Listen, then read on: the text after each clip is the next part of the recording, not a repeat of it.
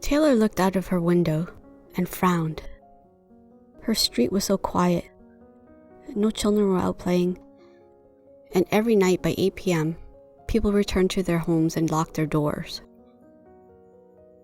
She looked down when she noticed one of her dogs at her side, wagging his tail. She bent and picked him up. "It almost seems like we're the only ones alive on this street," she said.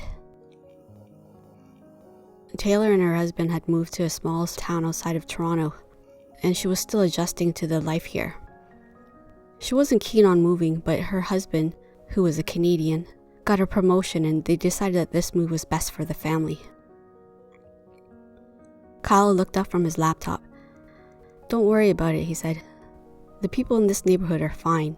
You just need to get out of your comfort zone and meet them." She was about to argue with him, but then stopped. "You know, you're probably right," she said. 4 months had passed, and Taylor felt trapped and miserable. She realized part of the reason was because she was too afraid to leave the house. In her mind, she understood her fears were irrational, but she wanted to break free from her self-imposed prison and meet new friends. The following day, Taylor went to the public library and checked out a couple of self-help books. She poured through the material, and one piece of advice jumped out of her. "Get out and talk to people," it said. Taylor let out a frustrated breath. Talking to people was one of the things she struggled with most. She grew up shy and hated being around adults.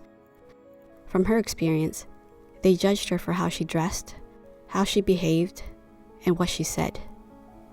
It didn't help matters that her father was a politician and made their family attend networking events every weekend.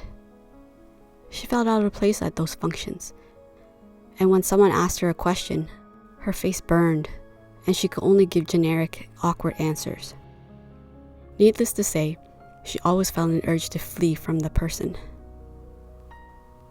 Things were a little better now that she was older, but it wasn't by much.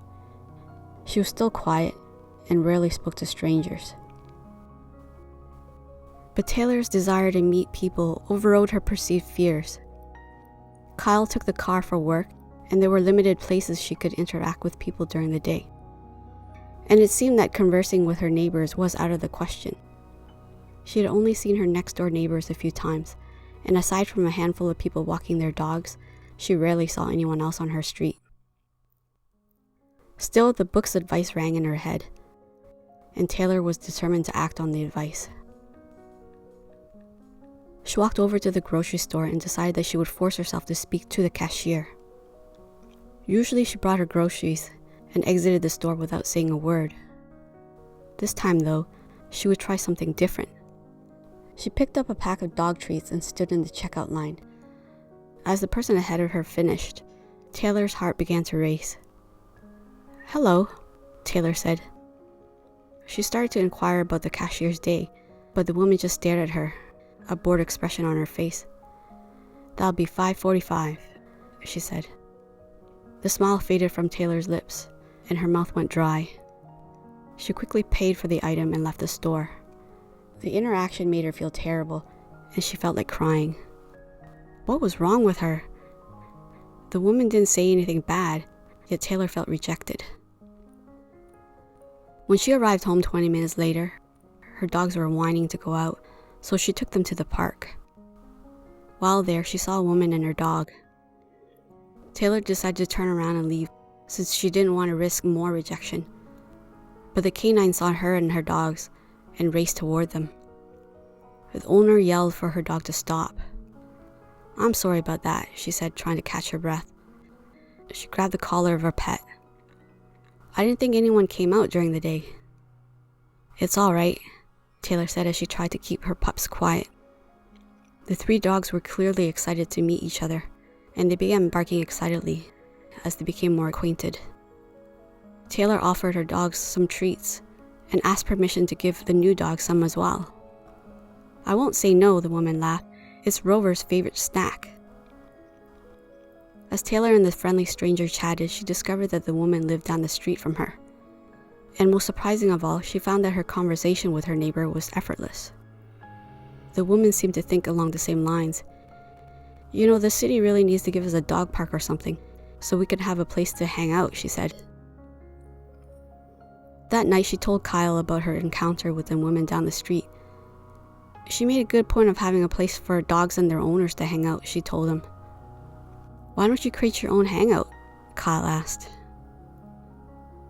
His question sparked an idea in her, and she opened a dog cafe offering free treats to neighborhood pups. She had such a pleasant conversation with her neighbor, and she was eager to make connections with more people and their pets. In the weeks that followed, Kyle helped her build a small wooden stand to display the snacks. She took out some flyers and posted them along her dog walking route. She even set up an Instagram account detailing her grand opening. Her dog cafe was an immediate success.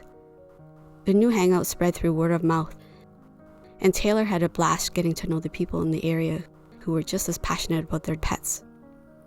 Several neighbors contributed food to her little cafe, and when she reached out to dog food companies, they sent free samples. On a daily basis, Taylor received many positive messages, and her patrons thanked her for bringing joy to their neighborhood. Not too long ago, she had a hard time meeting people, but through her creativity and determination, she brought the people to her and overcame her shyness. Her husband was proud of the strides she made, and as she continued to get out of her comfort zone, she discovered that more and more rewards awaited her.